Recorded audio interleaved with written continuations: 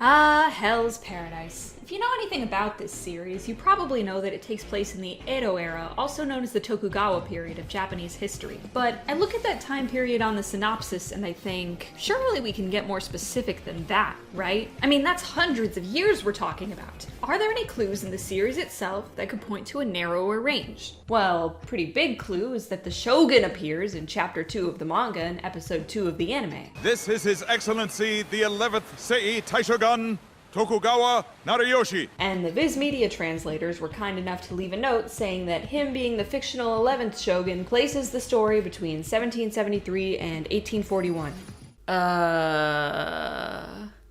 Are you sure? That seems like a weird calculation to me because those dates are just the lifespan of the real-life 11th shogun, Tokugawa Ienari. Not the dates he was in office, mind you, which this fictional shogun clearly is, but his entire lifespan. I don't mean to be rude, but Viz, come on. Does this guy look like a potential 1-year-old to you? According to the official fanbook, which hasn't been released in English yet, but I ordered a Spanish copy, he's 48. It's also on the wiki. With his birthday being in January and the major events of the series probably not taking place in winter, I think it's safe to say that by Viz Media's logic, Nariyoshi's age and status as the 11th shogun set the series in 1821. And what do you know, Tokugawa Ienari was still in office at that time, so video's over, there are no holes in this theory.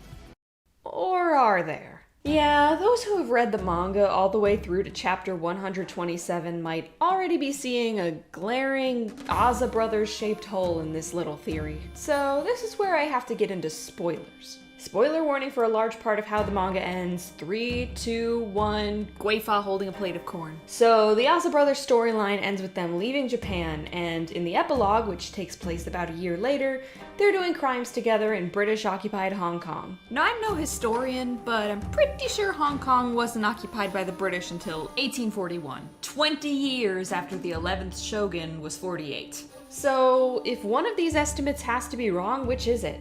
Well, I think the evidence in the epilogue speaks for itself, and speaks a lot louder than Nariyoshi. The text box at the beginning of the chapter says it's the mid-1800s, which, I mean, I'd hardly count 1822 as the middle of the century. Toma mentions a recent war, that being the First Opium War of 1839 to 1842, and to top it off, it's mentioned at the end of this section of the epilogue that the British only recently took over Hong Kong before the Aza brothers arrived on the scene. So, did Yuji Kaku just forget that the 11th shogun was supposed to leave office by 1837? Now, this is where I have to speculate a little, where the actual theory part of my theory kicks in, if you will. I think that Tokugawa Nariyoshi is actually a composite character of Tokugawa Ienari and his successor, Tokugawa Ieyoshi. I mean, it makes sense, right? Put together Ienari and Ieyoshi, and you get Nariyoshi. I think he was born no earlier than 1792 to avoid contradicting the epilogue, became shogun at a young age, then remained shogun for a long enough time to cover both the end of Ienari's historical rule and the beginning of Ieyoshi's. Ieyoshi died in 1853 at the age of 60, so let's say Nariyoshi will die in the same year at about 61.